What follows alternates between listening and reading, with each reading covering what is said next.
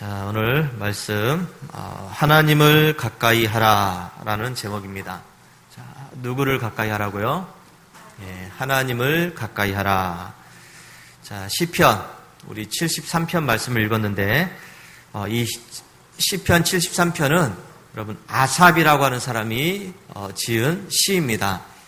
아삽이 생각해 보니까 가만히 보니까 이 악인들이 형통하거든요. 악인들이 더 잘 살고 악인들이 더 부자가 되고 악인들은 오히려 뭘 하든지 잘 되는 것을 보면서 야, 이거는 좀 불공평하다. 악인들이 왜 이렇게 잘 살면 안 되는데 악인들이 왜 이렇게 잘 사느냐, 이건 좀 문제가 있다 하면서 탄식하면서 본인이 어떻게 할 수 없으니까 또 낙심하고 또 좌절하고 이런 가운데 있었습니다. 그래서 답답한 마음에 또 성소에 나가서 이렇게 기도하는 가운데 악인들이 이제 악인들이 마지막에는 어떻게 될 것인가를 깨닫게 됩니다. 악인들이 너무 잘 사는 거 보면서 마음이 상하고 힘들었는데 기도하는 가운데 악인들이 결국은 허무한 인생이다. 악인들은 결국은 망하게 된다 하는 것을 깨닫게 되고, 그래서 결론적으로 이 마지막 절 28절에서 하나님께 가까이 하는 것이 가장 큰 복이라는 사실을 이야기를 하고 있습니다. 오늘 말씀은 이런 배경을 가지고서 우리가 믿음을 가지고 이렇게 신앙생활을 해 나가고 있는데 과연 우리가 무엇을 더 가까이 해야 될지에 대해서 함께 생각해 보려고 합니다. 자, 첫 번째 제목에서처럼 우리는 하나님을 가까이 해야 될 줄로 믿습니다. 이게 가장 큰 복이라고 지금 아삽이 이야기를 하고 있죠. 자, 이 가까이 한다라는 말은 우리 히브리 말로 카라브라고 합니다. 자, 카라브 기억하세요? 이 카라브라고 하는데 이거는 단순히 물리적으로 거리가 가깝다라는 뜻이 아니에요. 너와 나의 사이가 카라브하다라고 했을 때 그냥 가까이 있는 사람, 근처에 있는 사람, 그런 의미가 아니라는 것이죠. 이거는 이제 세 가지 의미가 있는데 가까이 다가간다 하는 그런 의미를 담고 있습니다. 그러니까 내가 의지를 가지고서 가까이 가는 행동입니다. 그러니까 내 의지가 있어야 된다는 것이죠. 그냥 어쩌다가 그냥 우연치 않게 가까이 있게 된 것이 아니라 내가 의지를 가지고서 내 발로 걸어서 그 사람한테 가까이 간다 하는 의미를 담고 있습니다. 자, 그리고 두 번째는 제물을 드린다, 봉헌한다 하는 의미를 담고 있는데 이 구약 시대에는 제물을 하나님께 가지고 와서 바치는 행위를 카라브라고 이야기했습니다. 그러니까 제물을 바친다, 곧 나 자신이 제물이니까 나를 하나님께 드린다라는 의미가 이 가까이 한다, 카라브라는 의미에 담겨져 있습니다. 자, 세 번째는 함께 연합한다, 친밀해진다는 의미를 갖고 있습니다. 그러니까 이 관계적으로 마음과 뜻이 하나가 된다 하는 그런 의미를 갖고 있는 것이죠. 마치 신랑과 신부가 하나가 되는 것처럼 그런 아주 친밀한 관계, 연합된 관계를 이야기합니다. 자, 이렇게 하나님께 가까이 함이 복이다라고 했을 때 이 가까이 한다는 그 의미가 되게 가까이 내가 다가가는 것, 나 자신을 드리는 것, 또 하나로 연합되는 것, 친밀한 관계가 되는 것, 그런 의미들을 담고 있습니다. 앞에서 이 아삽은 악인이 너무 잘 사는 것에 대해서, 또 악인들은 형통해지는 것에 대해서 이 자기 자신이 스스로가 시험에 들었습니다. 넘어질 뻔했다라고도 이야기하고 있어요. 좌절했다는 것이죠. 악인들이 저렇게 잘 살면 안 되는데 오히려 하나님을 믿는 사람들이 더 잘 살아야 되는데 그게 아니라 거꾸로 된 것을 보면서 거의 넘어질 뻔했다, 이렇게 이야기합니다. 그래서 그의 마음이 하나님과 좀 멀어졌죠. 악인들이 너무 잘 사니까, 너무 불공평하니까. 그래서 하나님과 멀어졌고, 그리고 자기의 의로움도 이제 상실해 있는 그런 상태에서 그가 하나님의 성소에 나가서 이 카라브 했을 때, 가까이 갔을 때, 하나님께 나아가서 그분과 더 친밀하게 되었을 때 온전한 진리를 깨달았다는 것이죠. 그게 바로 하나님께 가까이 하는 것이 더 복이다. 악인들의 마지막은 결국은 허무한 인생이 될 것이다 하는 것을 깨닫게 되었습니다. 그래서 진정으로 붙잡아야 될 분은 하나님이시다 하는 것을 고백을 하고 있습니다. 웨슬리 목사님이 이 카라브의 의미를 어떻게 설명했냐면 성화의 의미로 설명을 했습니다. 자, 여러분, 성화가 뭐죠? 성화는 구원받은 하나님의 백성들이 이제 구원받은 자의 삶을 살아가는 것입니다. 그래서 거룩하게 살아가는 것, 거룩한 삶을 살아가는 것, 그게 이제 성화의 모습이죠. 구원받은 것으로 끝나는 것이 아니라 점점 하나님을 닮아가는 그런 삶을 살아가는 것, 이거를 성화의 삶이라고 이야기합니다. 그러다가 결국 성화의 삶의 마지막 부분에서는 크리스찬의 완전한 단계까지 이른다고 그랬습니다. 완전해진다는 것이죠. 그 완전의 단계가 하나님을 사랑하는 것이고 이웃을 사랑하는 것이다 라고 이야기했습니다. 그래서 죄의 영향력부터 완전히 벗어나서 이제는 하나님을 사랑하고 또 이웃을 사랑하게 되는 것이 결국은 성화의 마지막 부분이다, 완전한 부분이다 라고 이야기를 했습니다. 그래서 하나님께 카라부하여서 그분과 친밀한 관계를 맺게 되면 자동적으로 성화의 삶이 되어진다라고 이야기합니다. 여러분, 구원받은 자로서 거룩하게 살아가는 것, 온전한 신앙생활을 해나가는 것은 이게 어려운 게 아니라는 겁니다. 자동적으로 되는 거란 이야기하고 있습니다. 여러분 잘 기억해야 돼요. 내가 구원받은 자로서 하나님의 자녀로서 이렇게 믿어지는데 나의 삶이, 나의 신앙적인 삶이 거룩한 삶이 되지 못하면, 하나님과의 온전한 삶이 되지 못하면 내가 받은 이 구원이 진짜인지 아닌지를 한번 점검해 봐야 된다는 겁니다. 구원받은 자의 삶은 구원받은 자의 삶을 살게 되어 있다는 것이죠. 카라부하는 삶이 되어 있다는 것입니다. 우리는 단순히 구원받았으니까 내가 이제 착하게 살아야지, 정직하게 살아야지, 뭐 이런 생각을 갖고 있는데, 구원받은 사람들이 착하게 사는 것이 목적이 아니에요. 착하게 살라는 얘기가 아닙니다. 착하게 살게 된다는 것이죠. 온 마음과 뜻을 또 힘을 다해서 하나님을 사랑하고 이웃을 사랑하는 것, 이게 바로 웨슬리 목사님이 말씀하는 성화의 삶, 카라부의 삶이라고 이야기하고 있습니다.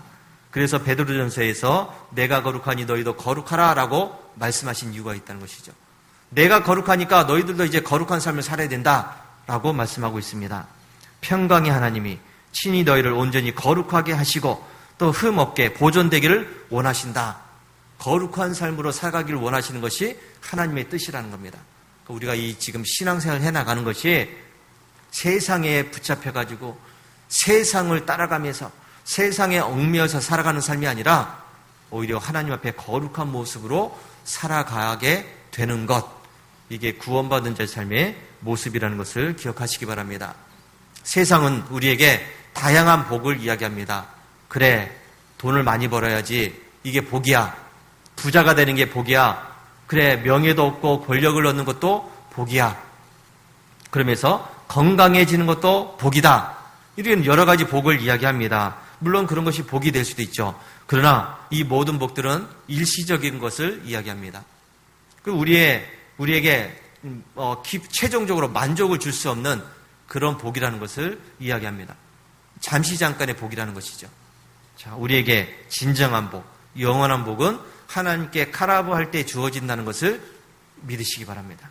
하나님을 가까이 할 때 우리에게 참된 복이 임하게 된다는 것이죠. 하나님께 가까이 감으로 인해서 하나님과 더 가까워지고 친밀한 관계를 맺게 되고 나 자신을 하나님께 드리게 되고, 그러므로 인해서 우리는 세상이 줄 수 없는 참된 기쁨과 평안과 만족함을 누리게 된다는 것을 잊지 마시기 바랍니다. 자, 두 번째로 우리가 가까이 해야 될 것은 바로 교회입니다. 자, 뭘 가까이 하라고요? 교회입니다. 자, 여러분 잘 생각해야 됩니다. 예수 믿고서 교회를 안 다니는 사람들이 많아요. 예수를 믿는다고 하는데 교회를 멀리하는 사람들이 많이 있습니다. 꼭 교회 가야 돼. 꼭 교회 가야 돼. 제가 얘기한 것처럼 유 목사님 얘기를 들으면 되지. 유 목사님 설교 들으면 되지. 유 목사님이 누구죠? 유튜브 목사님. 유튜브 목사님 그 시간에 집에서 유튜브 목사님 설교 들으면 되고 유튜브에서 예배 들으면 되지. 그렇게 생각하거든요. 잘못된 신앙입니다. 믿는 사람들은 어떻게 해서든지 교회를 와야 돼요. 예배 자리에 참석해야 됩니다. 나 교회 멀리, 교회 가기 싫어. 교회 가면 저 보기 싫은 사람이 있어서 그냥 나 유 목사님하고 예배 드릴 거야. 잘못된 신앙이에요. 이거는 하나님이 기뻐하지 않는 신앙입니다. 왜냐하면 교회에 대해서 우리가 알아야 됩니다. 교회를 모르기 때문에 그렇다는 것이죠. 교회라는 얘기는 헬라어로 에클레시아라고 이야기합니다. 이게 뭐냐면 세상으로부터 부르심을 받은 사람들이 모인 공동체를 이야기해요. 교회에 밖에 있는 사람들이 부르심을 받아서 교회 안에 들어온 사람들의 모임을 교회라고 이야기합니다. 그러니까 내가 교회예요. 내가. 교회 건물이 교회가 아니라 내가 교회예요. 내가 교회인데 그러면 나는 나의 머리가 누굽니까? 예수님 아닙니까? 교회의 머리는 예수님이시다. 성령 안에서 연합된 하나님의 백성들, 성도들이 모인 공동체가 교회입니다. 나도 교회고 너도 교회고 여기 있는 분들이 다 교회예요. 교회들이 모여서 하나의 공동체를 이룬 것이죠. 근데 나는 이 공동체 싫어. 나는 공동체 싫어. 저 사람 싫어. 이 사람 싫어. 나는 그냥 유 목사님하고 예배 드릴 거야. 그거 잘못된 겁니다. 하나님께서 교회를 세우신 이유가 있어요. 하나님이 언제 유튜브 목사님하고 예배드리라고 그거 세우셨습니까? 아니에요. 예수님은 교회라는 공동체를 세워주셨습니다. 교회에서 함께 모여서 예배드리라고 만들어주신 것이죠. 우리가 교회를 가까이 하면 가까이 할수록 복이 되지만은 교회를 멀리 하면 멀리 할수록 그것이 오히려 화가 된다. 재앙이 된다는 것을 기억해야 됩니다. 자, 교회 안에서 그러면 우리가 뭘 해야 되느냐? 가장 중요한 게 예배 아닙니까? 예배를 통해서 카라보 해야 됩니다. 하나님과 더욱더 가까워져야 됩니다. 교회는 하나님께 예배를 드리는 아주 중요한 장소예요. 교회 외에 다른 곳에서 예배를 드린다? 뭔가 좀 문제가 있는 거죠. 물론 가정 속에서 우리가 교회 안에서 예배드리지만 속회라는 모임을 통해서 가정에서 모임을 예배해서 그런 예배는 우리가 인정을 하지만은 교회가 싫어서 다른 곳에서 예배드린다는 것은 그게 잘못됐다는 것이죠. 우리는 예배를 통해서 하나님의 임재하심을 경험하게 되고 또 하나님의 말씀을 듣고 깨닫게 되며 그 시간을 통해서 우리가 영적으로 강건해지고 새 힘을 얻게 되고 새로워지는 시간입니다. 예배는 그냥 앉아 있으면서 그냥 예배드리고 말씀 듣고 그런 시간이 아니라 예배를 통해서 하나님께서 나에게 주시는 은혜를 체험하는 시간입니다. 나 자신을 하나님께 드림으로 인해서 나를 받으시는 그 하나님께서 나에게 은혜를 주시는 시간 아닙니까? 공동체적인 예배를 떠나서 자기 자신이 스스로 혼자서 예배드리겠다. 이거 잘못된 신앙이에요. 문제가 있는 신앙입니다. 공동체 안에서 함께하지 않는 그 사람은 교회로서의 사명을 잃어버렸어요. 나 혼자 교회 할 거야. 저 사람과 어울리기 싫어. 나 혼자 할 거야. 잘못된 신앙이에요. 주님께서는 교회를 통해서 우리를 새롭게 만들어 나가십니다. 서로 부딪히고 싸우고 다투고 서로 위해서 기도하고 서로 이제 갈등을 풀고 하는 이런 과정 속에서 하나님께서 은혜를 주시는 것이지. 그래서 교회는 죄인들이 모인 공동체 아닙니까? 문제가 있는 사람들이 모여서 만든 공동체가 교회 아닙니까? 아, 교회 가니까 다 거룩해야지. 아, 교회 가니까 다 착해야지. 아니에요, 여러분. 우리 착각하면 안 돼요. 교회는 다 거룩한 사람들이 모인 것도 아니고 착한 사람이 모인 곳이 아닙니다. 다 문제 있는 사람들이 모인 곳이에요. 그 문제 있는 사람들끼리 모여가지고 상대방을 보면서 저 사람을 보면서 나를 보면서 서로 고쳐나가고 하나가 되는 것이 교회 공동체의 모습이죠. 근데 이걸 싫어가지고 저 사람이 싫어서 저 사람이 문제가 있으니까 나 혼자 할 거야. 그게 문제입니다. 공동체에서 섞이지 않는 게 문제라는 것이죠. 하나님은 영이시니 예배하는 자가 신령과 진정으로 예배하라 그랬는데 그 예배의 자리가 바로 교회임을 잊지 마시기 바랍니다. 두 번째, 우리는 말씀을 통해서 이 교회 안에서 카라부해야 됩니다. 교회는 하나님의 말씀이 전파되는 곳이고 또 말씀을 서로 가르치고 배우는 곳입니다. 설교와 성경 공부를 통해서 우리는 하나님의 뜻을 깨닫게 되고 진리를 깨닫게 돼요. 여러분들이 진리를 배울 곳이 어디죠? 하나님의 진리를 배울 곳이 어디입니까? 교회예요. 교회에서 목사님의 그 말씀을 통해서 또 성경 공부를 통해서 진리를 배워 나가는 것이죠. 아, 우리 교회 목사님은 이런 얘기 안 해주니까 나 저기 다른 곳이 이단이 모인 곳입니다. 잘못된 것을 가르치는 것이 거기에요. 그러니까 교회 외에 다른 곳에 가서 내가 말씀을 배우겠다, 진리를 배우겠다, 그런 분들이 참 많아요. 아, 내가 교회에서는 30년을 신앙생활하고 50년을 신앙생활했는데 이 진리를 못 배웠는데 여기 가서 배웠더니 야, 여기 가서 진리를 배웠다. 그래서 신천지에 빠지고 뭐 어디 이단에 빠지고 그러는 겁니다. 그것이 진리가 아닌데도 진리라고 가는 것이죠. 진리는 주님이 세우신 교회 외에는 없어요.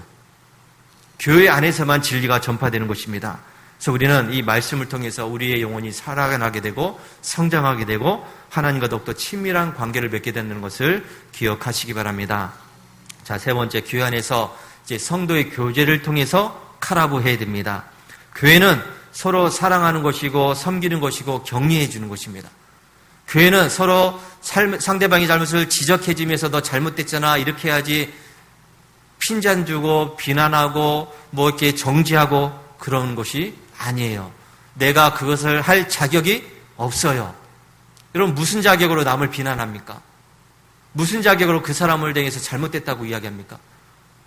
없어요. 그런 자격이 없음에도 불구하고 나는 자꾸 다른 사람을 향해서 손가락질을 합니다. 지난주에도 얘기했잖아요. 잘못된 겁니다. 그거는. 교회는 서로 사랑하고 어떻게 저 사람을 사랑해 줄까?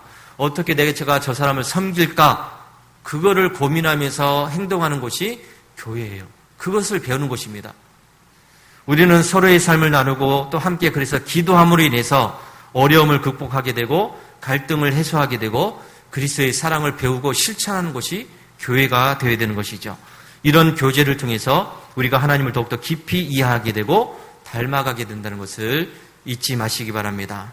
서로 돌아보아 사랑과 선행을 격려하라 그랬습니다. 히브리서 10장에서 서로 돌아보면서 그 사람의 문제를 지적하고 그 사람이 잘못된 것을 지적하고 이렇게 이야기한 것이 아니라 서로 돌아보아서 사랑과 선행을 격려해 주라. 모이기를 피하는 어떤 사람들의 습관과 같이 하지 말고 오히려 그날이 될수록 그날이 가까움을 될수록 더욱 그리하라. 이렇게 이야기하고 있습니다. 웨슬리는 이 에클레시아, 이 교회의 공동체 안에서 그래서 소그룹 모임의 중요성을 이야기했습니다. 즉 속회 모임이죠. 교회 안에 있는 소그룹 모임들. 그래서 뭐 소그룹 모임이 많이 있잖아요. 남성교회도 소그룹이고 여성교회도 소그룹이고 또 속회도 소그룹이고 이런 소그룹 모임들이 있습니다. 웨슬리 목사님이 이 큰 예배 공동체 모임 안에서는 성도들의 신앙에 영적으로 성장하는 데서 조금 한계가 있다. 그래서 소그룹 모임을 만들었어요. 여러분 이 속회 모임, 장로교에서는 구역 모임이라고 그러죠. 또 목장 모임이라고도 이야기하는데 이런 모임들이 원조가 감리교회 속회 모임입니다. 속회 모임이 번져가서 장로교에서 뭐 구역회가 된 거고 다른 데 뭐 목장 예배가 된 거고 그렇게 된 거죠. 속회 예배, 웨슬리 목사님은 속회 안에서 성도들의 믿음이 더 성장한다라고 이야기했습니다. 그래서 속회 모임을 통해 가지고 성도들이 그 시간에 모여서 내가 지난 시간 동안 이런 문제가 있었고 이런 어려움이 있었고 내가 이 죄 지은 것도 같고 그래서 서로 죄를 고백하면서 회개하면서 또 서로를 위해서 기도해주고 또 영적으로 성장을 위해서 서로 격려해주는 이런 모임이 속회 모임이에요. 여러분 속회 모임을 잘 아시기 바랍니다. 속회 모임은 자기의 연약함을 나타내는 것이에요. 내가 이런 모임이 있어 이런 일이 있었는데 내가 좀 부족했습니다. 기도해 주세요. 함께 기도하는 겁니다. 내가 우리 가정에 우리 직장에서 이런 문제가 있는데 함께 기도해 주세요. 이게 바로 속회 모임입니다. 그래서 내 문제를 내놓고 서로를 위해서 기도해 주고 도움을 받으면서 구체적으로 하나님의 뜻을 깨달아 알아가는 것이 속회 모임이에요. 그게 속회 모임이 돼야 됩니다. 속회가 모여가지고 뭐 이 얘기 저 얘기하면서 세상 돌아가는 얘기하면서 뭐 누가 땅을 샀니 누가 집을 샀니 뭐 이러니 저러니 그런 얘기하는 것이 아니에요. 속회 모임은 영적인 성장을 위해서 만들어진 모임이에요. 그래서 영적인 성장을 위해서 만들어진 모임이니까 그곳을 통해서 영적으로 성장을 할 수 있다는 것이죠. 속회가 다른 얘기를 하니까 속회 모여가지고 엉뚱한 얘기들을 하니까 오히려 그것이 모이기 싫어지는 모임이 되는 겁니다. 갔더니 뭐 치자랑만 하고 있고 뭐 모전만 하고 있고 뭐 잘못됐다는 얘기만 하고 있고 그러니까 모이기가 안 되는 거죠. 속회 모임은 영적 성장을 위해서 모여지는 자리예요. 이 자리를 통해서 더욱더 믿음으로 성장할 수 있다는 것이죠. 한국 기독교 역사에서 큰 발자취를 남긴 여러분 이성복 목사님이라고 있습니다. 이분이 그야말로 일제강점기 시대 또 6.25를 겪으면서 교회의 중요성을 성도들에게 이야기 많이 했습니다. 많은 이야기를 했어요.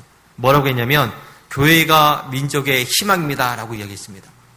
그 어려운 시기에. 그리고 영혼의 안식처입니다 라고 이야기합니다. 그러면서 교회에 나오면 주님이 계십니다. 주님과 함께 하는 것이 가장 큰 복입니다. 라고 이야기했습니다.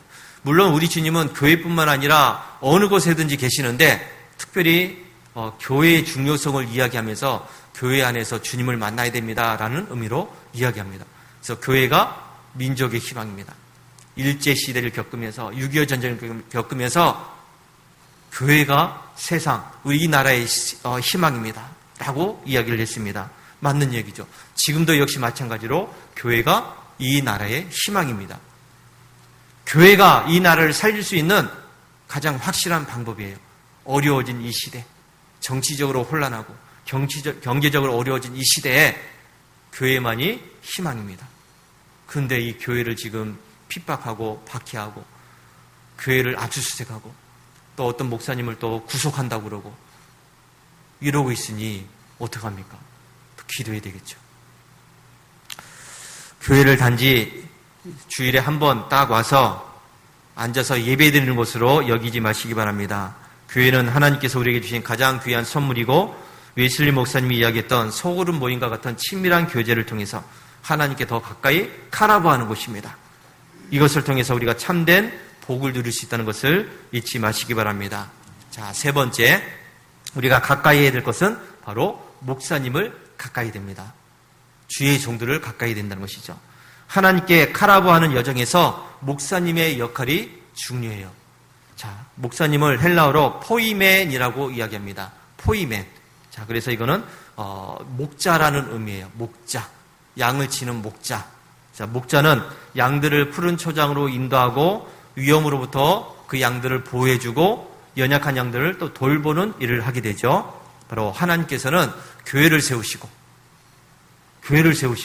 그 다음에 목사님과 같은 그런 영적 지도자를 세우셨습니다. 그리고 그들을 통해서 주님의 양들을 치게 하셨어요. 이 관계를 잘 아셔야 돼요. 주님께서 목자이신 주님께서 우리 양들을 돌보고 치셔야 되는데 주님께서 그 일을 하실 수가 없으니까 목사님들을 세우셔서 그 일을 하게 하셨다는 것이죠. 목사님의 위치를 아시겠죠, 여러분? 어떤 위치에 있는지를. 자, 그래서 사도행전 20장 28절에서 성령이 그들 가운데 여러분을 감독자로 삼고 하나님이 자기 피로 사신 교회를 보살피게 하셨다라고 이야기했습니다.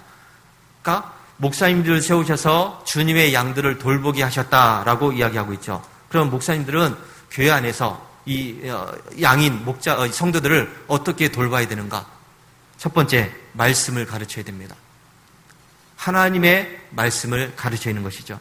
그래서 말씀을 깊이 연구하고 그리고 기도하고 그러면 해서 성도들이 올바른 하나님의 말씀을 들을 수 있도록 해야 된다는 것이죠. 그래서 목사님들은 하나님 말씀을 전하는 대언자다 이렇게 이야기하는 것입니다. 대언자, 하나님의 말씀을 대신 전하는 자입니다. 두 번째, 성도들을 양육하고 돌보는 목사님들, 포이맨입니다. 성도들의 영적인 성장을 위해서 밤낮 기도하고 그들을 상담해주면서 연약한 사람들을 격려해주면서 영적인 자리에 설 수 있도록 해주는 것이 목사님들이 해야 되는 일이죠. 그래서 때로는 그들의 죄에 대해서 책망을 하기도 합니다. 잘못됐잖아요. 잘못하고 있잖아요. 이게 문제잖아요. 라고 해서 지적을 하기도 합니다. 그리고 훈계하기도 하죠. 왜냐하면 그 성도들을 바르게 가르치기 위해서 그렇게 하는 거죠. 근데 요즘은 성도들이 목사님이 그렇게 하는 이야기를 싫어해요. 목사님들이 자기한테 와서 뭐 잘못했다, 잘해봐라 하는 것을 듣기 싫어해요. 요즘 시대가 이제 그렇게 되었어요. 근데 그러면 안 되죠. 목사님이 지적하는 것에 대해서 기쁘게 받아들여야 돼요. 아, 나를 영적으로 잘 되게 하기 위해서 이렇게 훈계하시는구나. 훈계하는 거구나. 지적하는 거구나. 이거 깨달아야 됩니다. 그게 싫어가지고 나 싫어요. 다른 게 갈게. 뭐 교회가 여기밖에 없나요? 뭐 이런 소리를 하고 있어요. 에베소서 4장 11절 12절에 어떤 사람은 목사와 교사로 삼으셨으니 이는 성도를 온전하게 하여 봉사일을 하게 하며 그리스도의 몸을 세우려 하심이라. 이거 잘 기억하셔야 됩니다.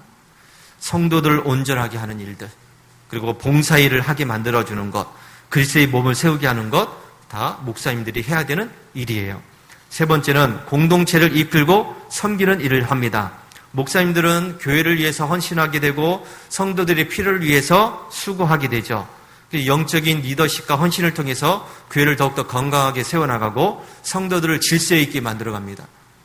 다 성도들에게 더 믿음으로 성장할 수 있도록, 하나님을 잘 믿을 수 있도록 그렇게 이끌어가는 역할을 하게 되는 것이죠. 그래서 히브리서 13장 17절에서는 너희를 인도하는 자들에게 순종하고 복종하라 라고 이야기합니다. 순종하라 라고 하는 것도 괜찮은데 거기다 복종하라고까지도 이야기합니다. 그러니까 목사님들 위해서, 너희를 인도하는 그 목사님들, 포위맨들을 위해서 너희는 순종해야 된다. 복종해야 된다. 대적하지 말아라. 그런 이야기를 하고 있습니다. 그러면 이렇게 이야기하면 요즘 시대는 또 이것도 싫어해요. 목사님 잘 섬기라는 얘기를 한다고. 그것도 싫어해요. 근데 아니에요, 여러분. 성경에 있는 얘기를 제가 지금 하고 있습니다. 목사님들의 사명이 그만큼 크다는 것이죠. 그래서 성도들을 올바른 길로 이끌어가지 목사님들은 결국은 하나님의 책망을 듣게 되어 있습니다. 그게 큰 책망이에요. 그러니까 이 책망을 듣지 않기 위해서 성도들을 올바른 길로 이끌어가기 위해서 이렇게 가르치면서 훈계하면서 지적하면서 때로는 여러 가지 혼내기도 하면서 그렇게 이끌어가는 것 아니겠습니까? 그들은 너희 영혼을 위하여 경성하기를 자신들이 청산할 자인 같이 한다. 그러니까 성도들 한 사람 한 사람을 믿음의 길을 세우기 위해서 그렇게 헌신한다는 것을 이야기하고 있습니다. 그래서 웨슬리 목사님이 그 당시 영국 국교에서 성공에서 나올 때 좀 파격적인 일들을 했죠. 왜냐하면 성공에는 요즘 우리처럼 교회가 있으면 그 교회에 목사님이 있고 목사님이 성도들한테 말씀을 전하는 그런 일을 했는데 웨슬리 목사님은 길거리에 나가서 복음을 전했습니다. 왜요? 교회에서 안 받아주니까. 교회에서 그냥 제명을 시켜버리니까. 그래서 웨슬리 목사님은 길거리에 나가서 복음을 전하기 시작했습니다. 그래서 시장에 가서 전하고 어디 광부들이 모여있는 그 광산촌에 가서 기도하고 사람들이 모인 곳에 가서 설교를 하기 시작했다는 것이죠. 목사님이 이제 웨슬리 목사님이 혼자서 그 일을 다 못하니까 순회 설교자를 세웁니다. 웨슬리 목사님처럼 말씀을 전할 수 있는 사람들을 평신도들 가운데 세워서 말씀을 전하게 했어요. 근데 아무 말씀을 전하게 한 것이 아니라 웨슬리 목사님이 설교집을 만들어줬습니다. 표준 설교집이라고 그래요. 설교집을 만들어주고서 너희들은 이제부터 성도들한테 가서 복음을 전하는데 이대로 전해라. 내가 준 이 설교 내용대로 가서 전하라. 그래서 순회 설교자들이 생겨나기 시작했어요. 길거리에 가서 복음 전하는 설교자들이 생겨나기 시작합니다. 그게 평신도 사역자들이에요. 굉장한 어떤 개혁적인 일들을 했죠. 그래서 웨슬리 목사님은 이런 설교자들을 통해서 성도들을 하나님께로 이끌어가는 그 일을 하게 된 것을 보게 됩니다. 이 목사님들은 양들이 목자의 음성을 듣고 따르듯이 성도들이 하나님의 말씀을 선포하는 목사님을 통해서 올바른 신앙의 길을 걸을 수 있도록 그렇게 이끌어주는 통로가 된다는 것을 잊지 마시기 바랍니다. 그래서 목사님들은 여러분들과 하나님, 주님을 연결시켜주는 그 통로예요. 그래서 목사님을 통해서 목사님을 숭배하고 목사님을 경배하라는 얘기가 아니라 목사님을 통해서 주님을 섬기라는 겁니다. 목사님을 통해서 하나님을 보라는 것이죠. 여러분, 하나님을 가까이함이 내게 복이라고 그랬습니다. 이 고백이 바로 우리의 삶 속에서 크게 나타나야 됩니다. 하나님을 가까이 하는 것이 복인데, 그러면 그 하나님을 가까이 하기 위해서 교회를 가까이 해야 된다. 교회 안에서 목사님을 가까이 해야 된다. 그래야 복이 된다. 카라부, 이 카라부를 잊지 않아야 됩니다. 교회 공동체 안에서, 그리고 소그룹 모임을 통해서 목사님의 영적인 지도 아래에서 우리가 이 복을 누릴 수 있다는 것입니다. 오늘 이 시간 우리가 모두 하나님을 더욱 깊이 사랑하고 가까이 할 수 있게 되길 바랍니다. 예배의 자리를, 또 말씀의 자리, 교회 공동체 안에서 우리가 성도들과 함께 하나님의 은혜를 누리시기 바랍니다. 우리의 목자 되시는 또 주님께서 세워주신 또 목사님을 위해서 기도하고 그들의 사역에 기쁨으로 동참하면서 하나님의 나라를 세워 나갈 수 있게 되길 바랍니다.